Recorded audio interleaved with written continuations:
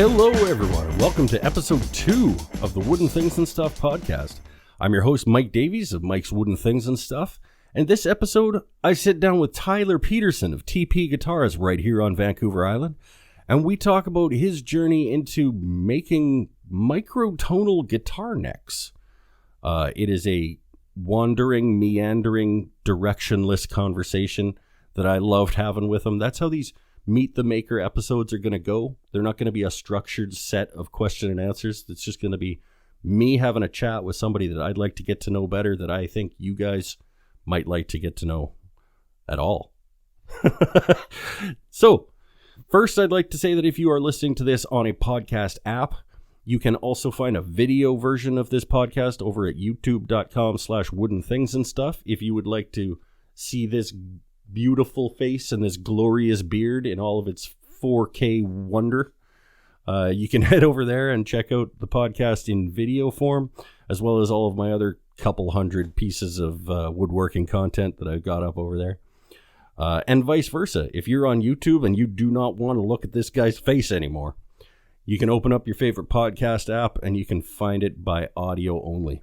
Right now, I believe it is on Spotify, Amazon, iHeartRadio. I'm waiting for confirmation from Apple still for them to say, like, yes, we will accept your podcast. Podbean is the host platform for it. So if you can't find it on the app that you like to use, email me and let me know, and I'll look into how to get it up there for you. And speaking of emailing me, I need some help to make this podcast fly. I would love to hear from you guys. I'd like for you to record yourself either asking me questions about woodworking or what I do out here in the shop, or giving me ideas for how you'd like to see this progress, or interview subjects people you'd like to hear me interview. Let's just keep our expectations reasonable, please. I very much doubt that Mr. Nick Offerman is going to respond to a request to be on the podcast. But if you'd like to be an interview subject, email me and let me know a little bit about yourself, why you think we'd have a fun conversation and you think people would like listening to it. You can get all of this stuff to me at woodenthingsandstuff@gmail.com. Record yourself asking me questions or giving me ideas on your voice memo app on your phone. Send me that file. We'll turn this thing from more of a me talking into a microphone and more of an us having a conversation type situation. I think it'll be a better show, and I'd love to get you more involved. I would like to thank my supporters over on patreon.com/woodenthingsandstuff for chipping in a few bucks to help keep me going, whether it's for my YouTube content or for the podcast. That's where you can find the way to support me financially. I would love it if you'd at least head over and have a look at the various tiers and ways that you can support me over there. And without further ado, I suppose, as they say, let's get into the conversation that I had with Tyler Peterson, who, side note, was the 4th place finisher in the global luthiery contest that was the Great Guitar Build-Off 2021. So dude knows his way around a wood shop or a workshop. He's not a full-time maker fella, but he's a full-time work with my hands and get stuff made and fixed, and he's just a great dude. I loved having the conversation with him, and I hope you enjoy listening to it. Let's get into it. So, Mr. Tyler Peterson, how are you, my friend? I'm good, man. I'm good. How are you? Welcome to the Wooden Things and Stuff podcast. A podcasting debut. Your podcasting debut, my podcasting, what's it called when it's your second one? It's not a debut anymore. Is it like your sophomore? Sophomore episode? I don't know, whatever. Episode 2. This is my second time. As you can tell, I'm really good at this already. So this is Tyler Peterson. We're friends now, right? You would say that. Is it accurate to say that we're friends? Oh, absolutely. Okay, but it would not for very long. I mean, we met. You just spontaneous. This is how I remember us meeting. Is that you just spontaneously messaged me on Instagram because we were both in the Great Guitar Build Off last year, and you just messaged me saying, "Hey, I saw that you're in this thing and you're just up the road. Hi, I'm Tyler," kind of a thing, right? And we just like That's about started it. talking. Yeah. Is that about right? Yeah. Absolutely. 100%. But you've been well. We're getting ahead of ourselves a little bit. I think let's like let introduce you to the people. Who are you? How did you? What do you do? Who are you and what do you do? Let's start with that. That's pretty easy. That's a good start. Yeah. Um, I'm Tyler Peterson. I am what I call myself is TP Guitars. And I occasionally build guitars and mostly do custom fretwork on guitar necks and some woodworking here and there. And So, but do you call yourself a luthier? Like, are you fancy pants and you call yourself a luthier? I don't know. Because I mean, you can, right? Isn't a luthier just I someone who can. has made a stringed instrument? Like, I believe the technically, I'm a definition luthier, I is, think. yeah, I believe the definition is one who builds and fixes guitars. Mhm. So you're one of those. Yeah. Most of my background is from fixing guitars.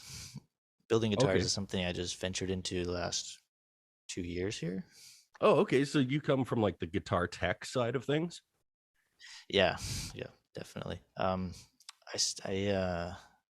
Let's go way back. Let's go on the way back machine here. Yeah, absolutely. Go back all the way to childhood if you want. Like how well, because I do when I think about like how I got into woodworking, it all kind of funnels back to like being a creative kid and just wanting to like make stuff and explore the world of creating things as a child that just never kind of went away. Are you kind of the same way about that, or? Kind of same way, yeah. Like my dad, he worked construction. He could build anything that he wanted to. And same with my grandpa too. Very like, he had his shop in his garage and he'd always be making stuff. So, that's always been engraved in me. And so with guitars, I started playing guitar about 16, I think, high school. I Needed think an that's arts. about when most people start playing Yeah, guitars. It's about yeah. mid-teenage. So I needed an arts credit in high school. We had a guitar class, so it was 30 kids all playing out of tune classical guitars, right? Just learning.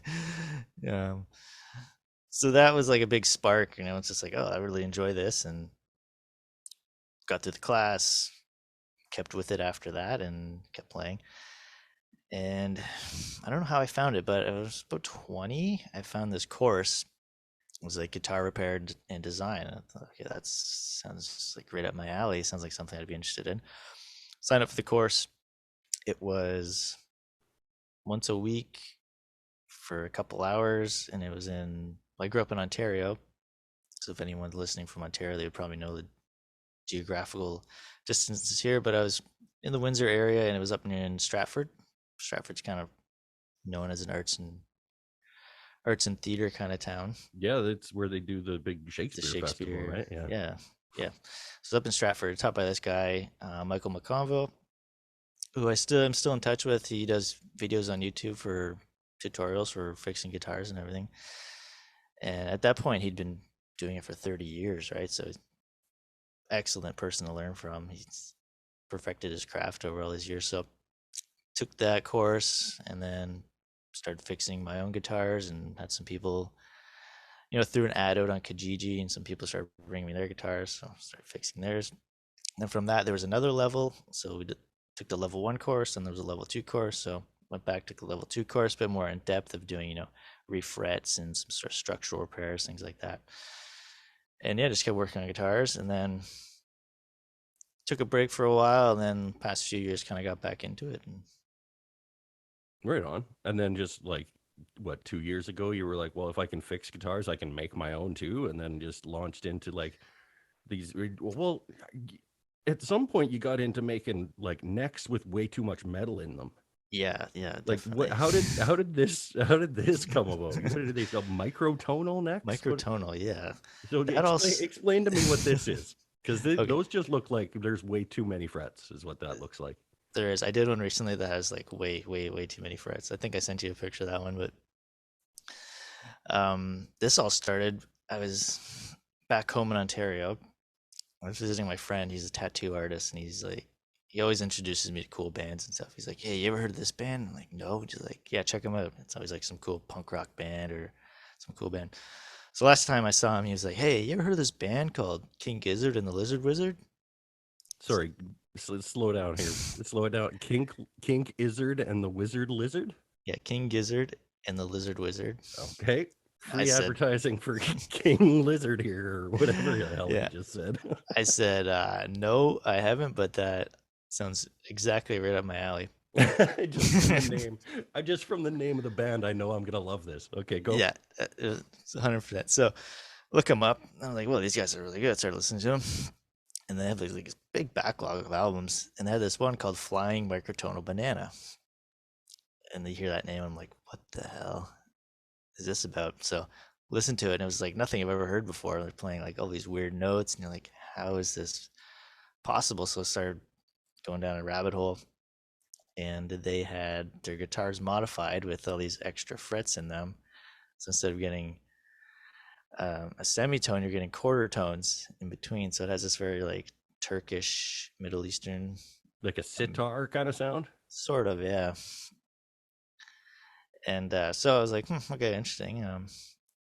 I have the skills and knowledge to do that. So I bought a guitar from the pawn shop for 20, $30. It was broken, needed a couple things like a switch and had some cosmetic damage.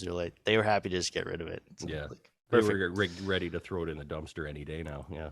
Yeah, it's actually a Paul Stanley, I think, is the artist model. It's made by Okay. Washburn. Yeah, it's a pretty cool guitar. But so I bought that, took it home, and cut some extra fret slots in it, fretted it, and then I was trying to play it. And I was like, this is ridiculous. How do they play these things? And so then, how did that go? So I was watching YouTube tutorial videos of like how to play their songs.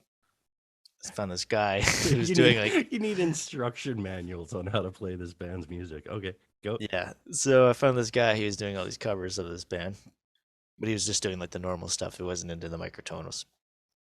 And I just said like, hey man, you need a microtonal guitar because I want to watch him do it, right? So I can watch and learn. And he's like, yeah, I don't have one, but I want to like make one. So I was like, hey, I made one. He's like, what, really? So started messaging him. He's trying to build his own, so I'm like trying to coach him through it.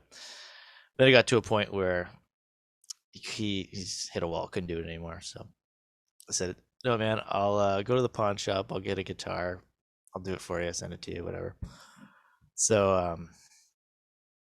I did that, sent it to him, and I was like, just whenever you do a video, just throw a link up, and if people want to get in touch with me, they can. And from there, it's just really kind of snowballed.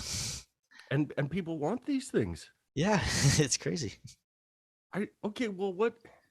So you just use the same fret, like the regular frets stay the same, and you just put more in between them, or like at Yeah, specific intervals, at or specific intervals. So it's based on there's a Turkish instrument called uh balama, I believe it's pronounced. okay, They're really cool. It's kind of like a lute. It has like the really deep bowl kind of back. okay, yeah, yeah. So how they're built is they take like a big chunk of mulberry and literally just carve it out and then shape this bowl and then add a neck. And it has the quarter tone frets, but their frets are movable. They're like a nylon kind of wrap, so they can move it. So That sounds like a nightmare. I know, Like, I don't I know would how they never. find out I have enough where to put trouble them. tuning a regular 6-string guitar. I could not imagine tuning something where the frets themselves can move. Yeah, I don't have no idea how they figure out where the spacing goes, or but so these guitars that this band was using is the fretting system is loosely based off this Turkish instrument.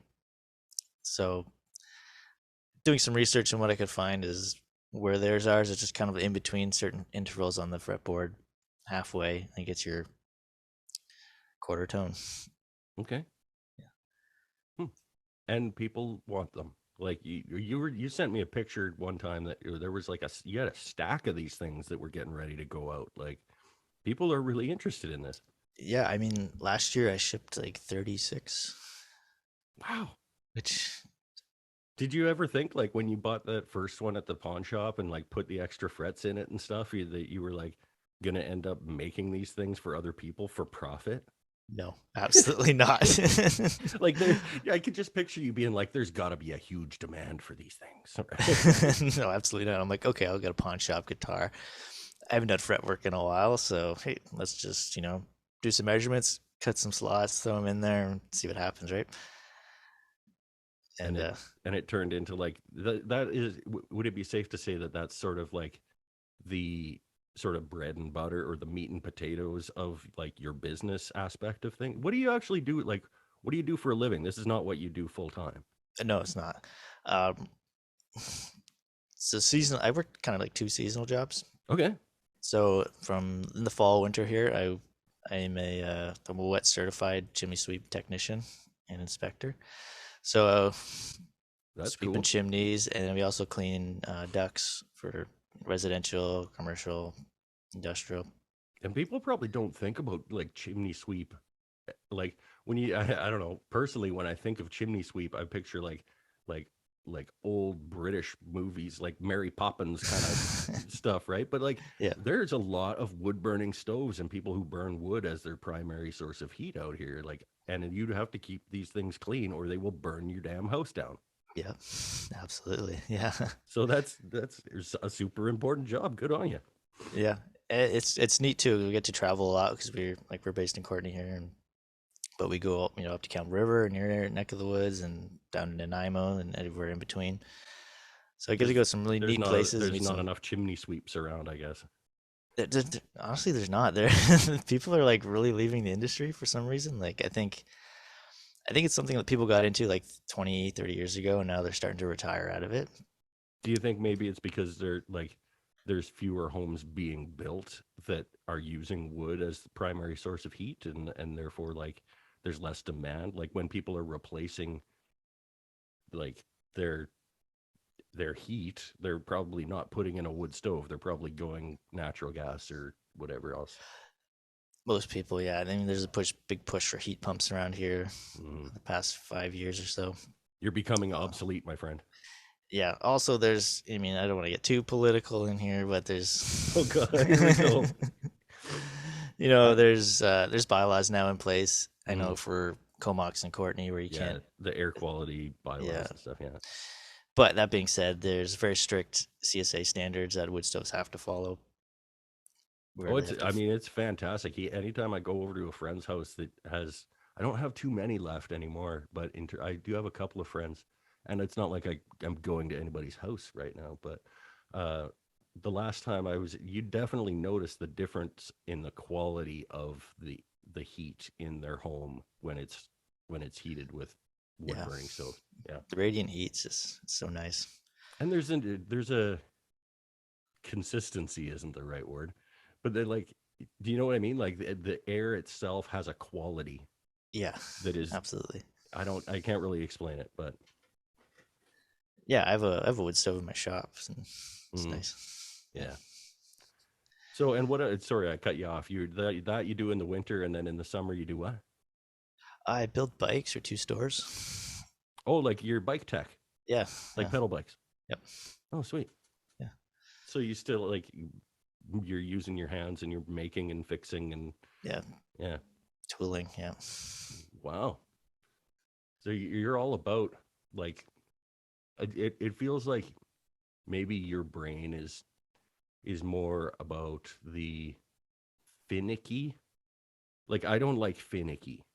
When the stuff that I make is like okay, the close enough is good. Like like, but it feels like you might be sort of leaning the other direction in terms of like the precision and the exactness of things is important to you in terms of like the way that your brain works. I guess in ways, yeah. Okay. Definitely, like with bicycles, like there's so many things. There's just a very small adjustment just to get that gear to shift right. Yeah. See, I hate that. And I I don't. want things to be either like I don't know. Like even when I'm making like a really fancy coffee table, like if it's like everything is related to each other, like everything's accurate, like it's square and straight. But it's like if I cut this thing at 32, if I wanted it to be 30.5 inches, and I have enough wood to get 32, the table's bigger now. Like that's fine. Yeah. As long as all four stretchers are this, or all both sides stretchers are the same or whatever, like within a couple inches is good. Yeah. I don't do like down to the 16th and garbage. Like, Oh no, absolutely not. I mean, me and my friend built a lumber rack in my shop 2 weeks ago just to help clean things up. But it was just like, yeah, good enough. yeah, Zap it on the wall. yeah. Yeah. Oh, especially yeah for shop stuff. Like, yeah, Yeah. who cares? But and so you recently moved shops as well. Like when we first met, you were in like a shed, like, Yeah. and not even like I think it wasn't just your shop. Like it was also a storage shed. It was. Yeah. It was Yeah. very tiny. Yeah. So, but you were getting work done in there. So what's it like to, what did you move into, and what was that transition like? So now I am in a shop that's, I believe it's 25 long by 15 wide feet. That's enormous. I mean, well, that It's must have been like, oh, what am I going to do with all this room? yeah, for sure. It's been an adjustment for sure. Um, it's a shop that was kind of used before, but then kind of left and just being used for storage for things. So there's been a lot of organization lately, trying to get things sorted. But it's allowed me to grow exponentially. Like, I built a new workbench where I was working on this tiny little workbench that you saw in the shed there. Yeah. Now I have, 6 foot long workbench. That being Is it, said, it just gets uh, covered with stuff, right? it's funny. And a lot of people would be like, he upgraded to a 6 foot workbench. Like, Yeah. because Or maybe it's 8, I can't remember. I think 8 is kind of standard. I mean, I'm on a Yeah. 5.5 ish here, but I'm in a 1 car garage, and it's like I just do not have the every time I can find 4, 5, 6 inches of space saving, I'm gonna do that because I need to, right?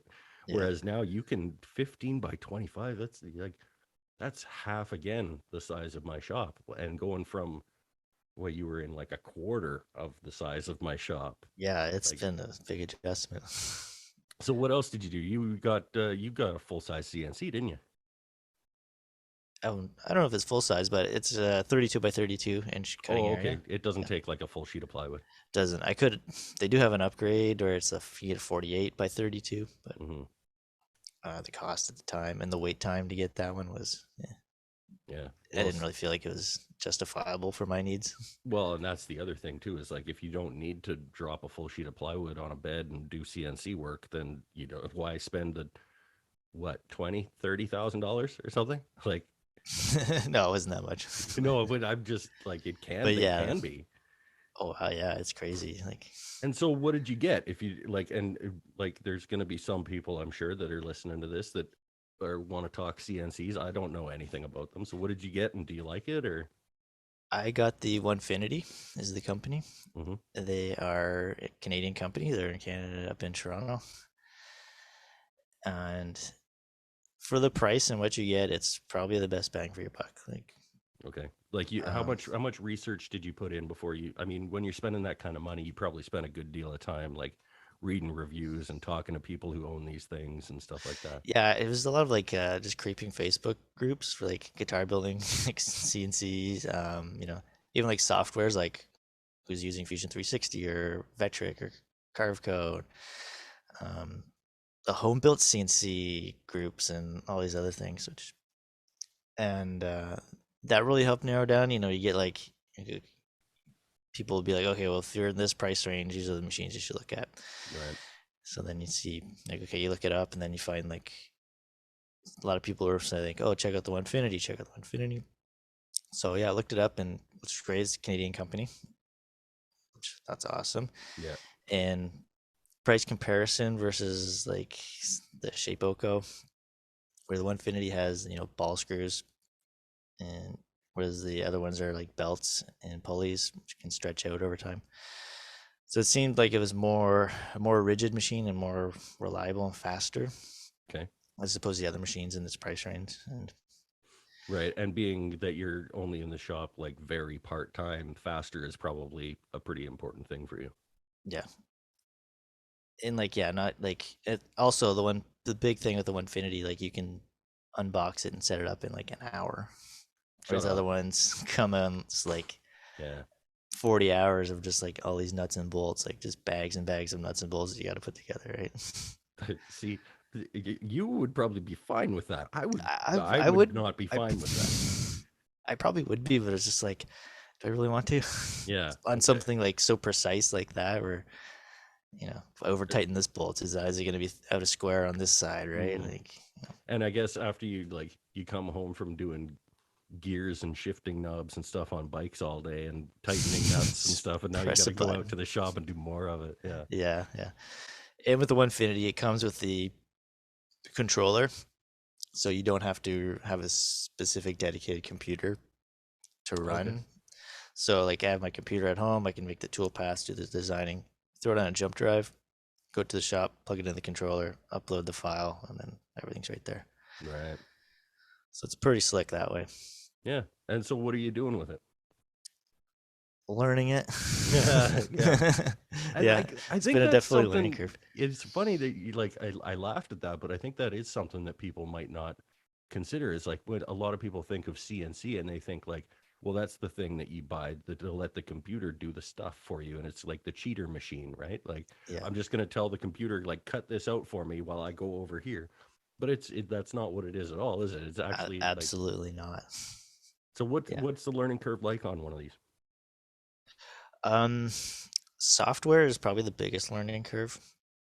Learning how to create your file, create the vector lines and the tool paths, and how you're going to set up your material on the machine and to get it to cut what you want it to do, right?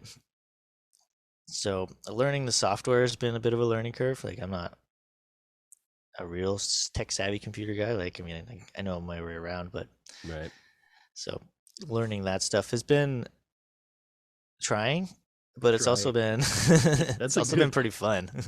Well, hey, as long as it's not, yeah, that's the thing with learning anything. I think in a lot of ways, it's about your attitude about it. Like you could say like it's trying, but like I'm learning and it's fun, or you can say like it's pissing me off and I want to throw it through the window. Like those Yeah, are two yeah, completely, and those are two. You're gonna have different levels of like, reaction to this thing depending on your attitude about the learning process itself. yeah. Like I love learning things. Like especially like when you get that aha moment and you're like, okay, I get this now. You can just like figuring out how to do certain things in the software, and then like, oh, this totally makes sense now. Like, Yeah. How much are you wasting in terms of like physical stuff? Are you just practicing on like garbage MDF that you find in the dumpster, or like in I terms of bought some like half-inch foam from Home Depot. Like, you can get a okay, sheet of and that that's a for pretty like ten cost effective bucks. way of doing it, or I think so. Like, just put down a piece of foam, run your file, and see how it goes. And yeah. I've been You brazen a few times. Like, just cut it, just throw down some wood and see what happens. Right? and it burned you? Once, No, okay, that's not twice, yeah, maybe, but wasn't that's like not an expensive piece of wood or anything. right. You're not throwing down like 8 quarter walnut on the bed and like No, just God no. yeah. So but do you have plans in terms of like once you get comfortable, like why is it that you bought this in terms of like wanting it to be in the shop? Like what's your plan for it going forward? Um, Absolutely want to use it for guitars. So you want to become like a manufacturing facility or I don't know I don't know if manufacturing facility, but I'm doing a lot of fret work and cutting fret slots. That was one of the main reasons I got it, was for more accuracy and repeatability. okay.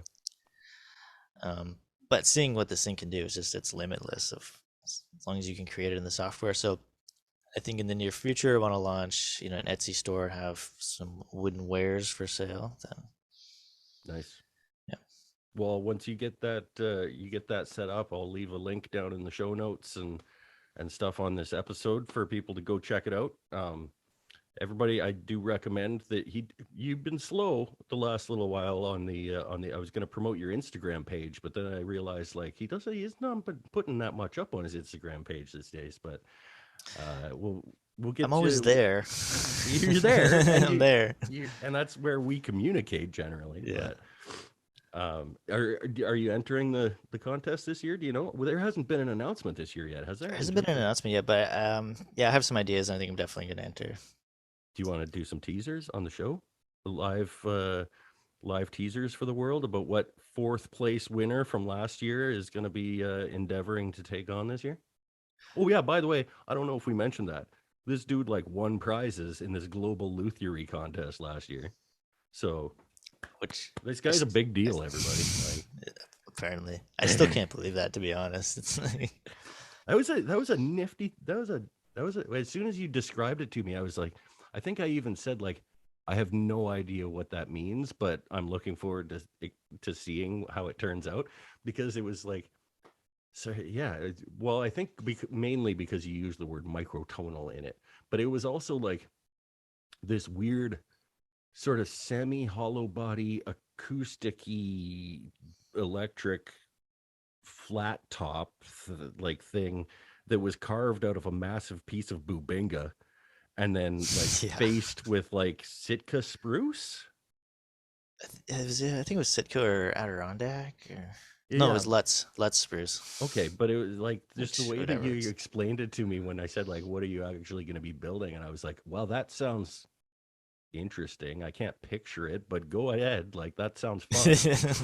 I think that was your words. Yeah, it's like Yeah. yeah, it's something along those lines. Like, hey, man, haul off. Do what you got to do. But I don't. I have no picture of what that is in my head. It was pretty challenging. Yeah, I'll it admit was it that. was Yeah. rad. And yeah, I was walking alongside you there when you were building it too, because you were sending me like screw ups and stuff by DM. I was like, oh, off to the store to get a new. Oh, I think you had to buy like a whole new face for it. Didn't you crack the spruce or? I did, but I just glued it back together. Yeah, okay. Yeah. Well, No one's the wiser. He blew my cover. oh, Oh. we told everybody. So what are you No, doing this actually, year? I think if you watch the video closely, you can see at one point where I'm sanding or doing something, and the top's cracked. Nah, nobody Yeah, I looks don't that think I hit it close. that well. Nobody I don't looks think I hit that it that close. well. I will And say too, that it's the was result that like, matters, right? Like, isn't that what they say about like the mark of a craftsman or whatever is like the ability that they have to hide their mistakes or something? Like, yeah, I think that's a sign of a true craftsman. yeah. So that makes you even better. Apparently so. That was only the second guitar I've ever built too. Like from scratch. Yeah, Oh wow. yeah, yeah. I built my first one the year before that. Well, I was on my first one that year, so I don't know if I'm going to enter this year. It kind of felt, I don't know. I don't necessarily want to get into the political side of things either, but it's like it just felt poorly managed and like it felt like I don't think that it was a good way to run a contest that's judging uh like the quality of work being done when it's like a public vote type contest. I don't think that's ever the right way to judge like the quality of work that somebody's doing. Um, Yeah, because it ends up being, I think I even said this in one of my Instagram posts after the contest, was that like I'm not surprised how many people are pissed off about, or like how many people were found out that there were ways to cheat, because like when you run a contest that's about how many votes can you get, don't be surprised when people are going to try to get as many votes as they can get, yeah, as opposed yeah, to when you run a contest that's being judged by makers, or even if it was like the first round was like they could be judged by the competitors to move on to the second round or something, and then there's a public vote and then you can bother the professionals or something. But like just to narrow down the first round of voting to like the general public and social media, it just feels, I don't know. yeah. That was very exhausting.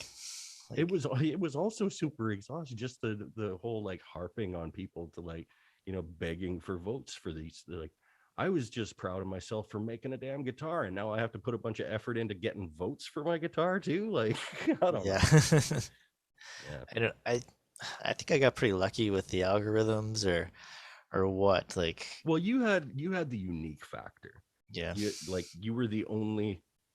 I think you were, because you were in the kit guitar because you already had made your neck, or I why were you in the used kit guitar? I used a pre-made neck, yeah. Yeah.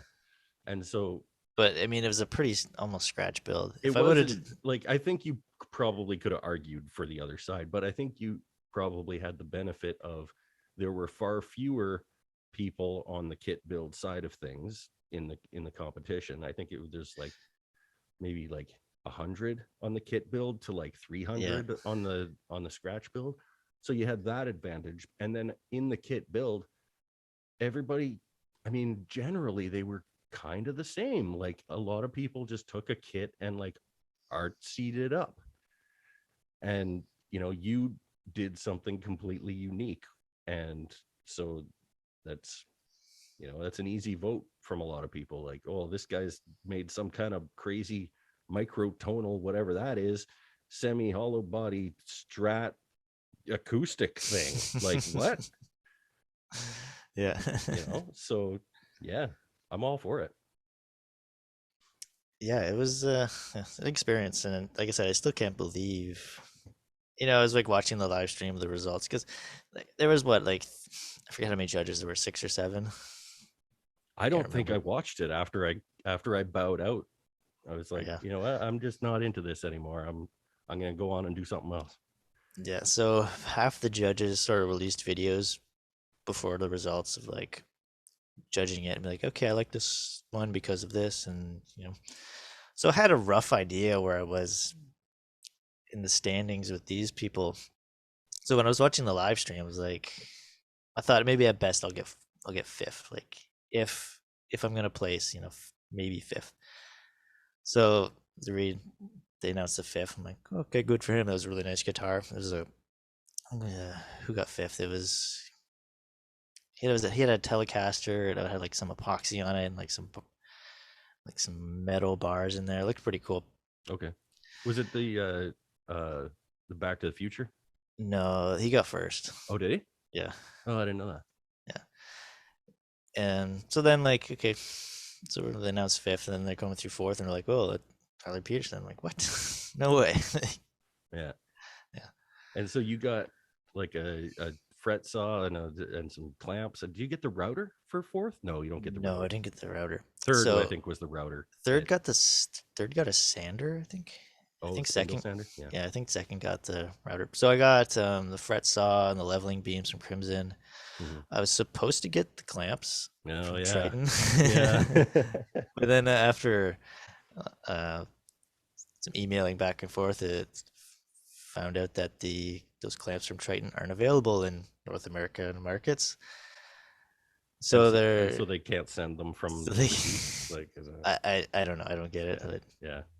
whatever. So they're sending me the oscillating multi-tool, Oh yeah, yeah. oscillating multi-tool, Right. and a shirt from Crimson. So Cool. cool. Yeah, Yeah. I'll take it. Sure. Yeah. Well, hey, I mean, I think that's worth entering for a second round. Yeah, I guess I could tease a little bit my ideas, but All right. Let's um, just world premiere. What fourth place winner Tyler Peterson is going to get up to this year in the contest? so I mentioned earlier how the microtonal guitars are based off the Turkish instrument. Oh, So, do you need me to turn something? oh, that'd be maybe That'd be pretty cool. Just throw a that'd be pretty cool. big chunk of something up on the lathe that I can hollow it out for you. But okay, go on. I don't know. I was thinking maybe like a solid body or maybe a semi hollow body electric version of that. Mm-hmm. Okay. All right. So Interesting. I've got Yeah, I a. don't know. Like, because last year they announced it right at the beginning of January, and they haven't even said like when they're going to be announcing it yet. So I think they're going to be announcing stuff soon. I tuned into a Crimson video recently and sounded like Ben was getting excited about Great Guitar Build Off. So okay. Well, I guess stay tuned. Yeah, we'll see. Yeah, we'll see. Well, I think that sounds like a pretty interesting show to me in terms of the meeting of Tyler Peterson. Is there anything else you want to talk about? I mean, I'm cool to just hang out and talk, but I don't know how long people are going to listen. Yeah, I don't know. I don't know how many rabbit I don't know if anybody's going to listen to this show anyway. Oh, I'll link it, and some people listen for sure. All right. Okay. Well, I told some friends, I'm like, hey, I'm recording a podcast, and they're like, whoa, that's really cool. I think it's going to be cool. Like, I think the more of it I do and the better at it I get, the more people, I mean, theoretically, like the first couple of podcasts you do are supposed to suck, right? Like, so you got lucky and you got on number 2. So yeah, we'll have to do this again after we're I'm gonna actually suck good together. at it. Yeah, to redo it. Once I get good at this around episode 47, we'll bring you back on. Sounds good. All right, man. We'll just, I guess we'll end it there. I'll put links in the show notes. Again, everybody, if you're listening to this on your podcast app, we will have a video recording of this up on my YouTube channel as well, at youtube.com/woodenthingsandstuff. You can find this the website for this show at woodenthingsandstuff.podbean.com, and wherever else you happen to find your shows. If you can't find this show wherever you like to listen to shows, send me an email, woodenthingsandstuff@gmail.com, and I will see what I can do to get it up there. It is a huge hassle. Some of these platforms I was going through trying to get like approved for their platform or whatever, and it's jumping through all kinds of fiery rings of nonsense. Like, some of them are super easy, like iHeartRadio was just like, send us the link, we'll put it through. And then Spotify was like, had a few more hoops to jump through, and Apple Podcasts was just a mess of nonsense to try and get it up there. Wow. So I think right now I'm on Podbean, Spotify, iHeartRadio, Amazon. No, I don't. 4 or 5 of them have actually been approved and are there now, but I still got to work on a few of them. And there's just, I don't know why there are so many podcast apps.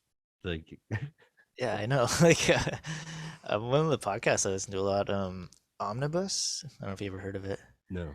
Do you know who Ken Jennings is? I do know. He's a Jeopardy guy. Yeah. So him and this guy John Roderick, he's like an indie rock guy. They do this podcast of like esoteric history.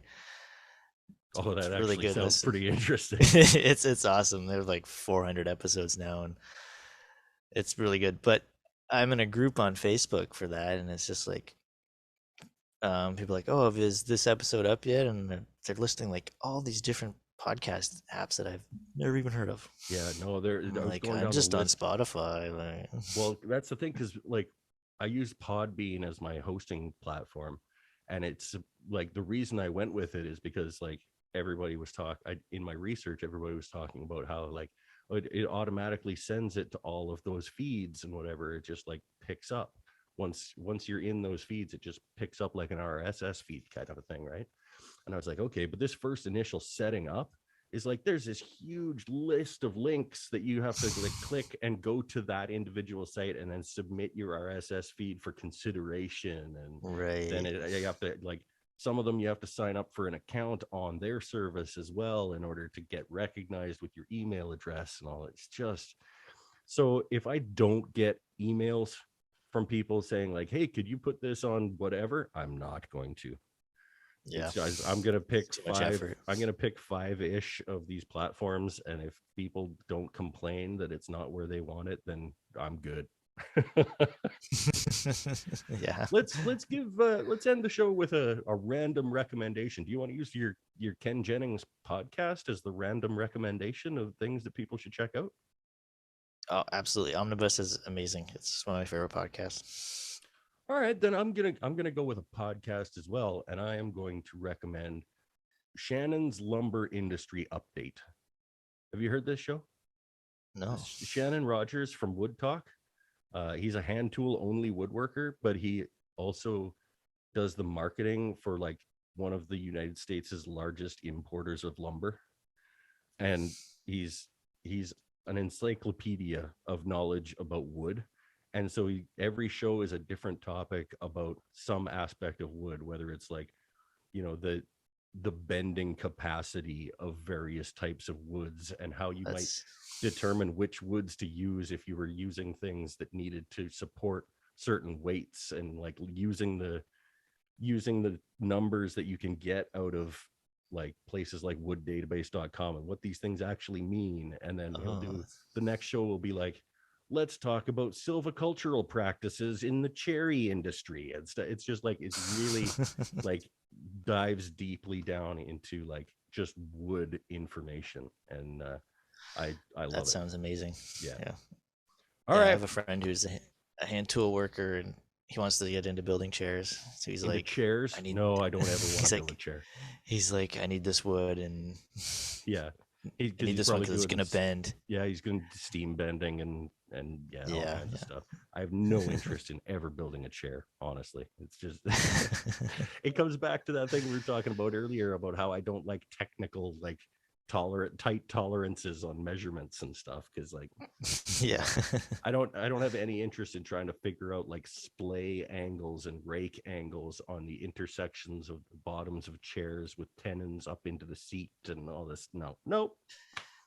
Yeah, I don't know, that doesn't sound like it didn't interest me that much either. No, I'm good. But all right, well, I support him. We need people to make chairs. It's like, I say to people, like, I love that the world has accountants, because I have no interest in doing anything that accountants do, and we need those people. We need people to build chairs. So I'm glad we have them, because I don't want to. All right, let's get it wrapped up. It was a pleasure to talk to you today, Tyler. And thanks everybody for listening. And we'll see you next time. Stay happy, stay healthy, stay safe. Bye for now.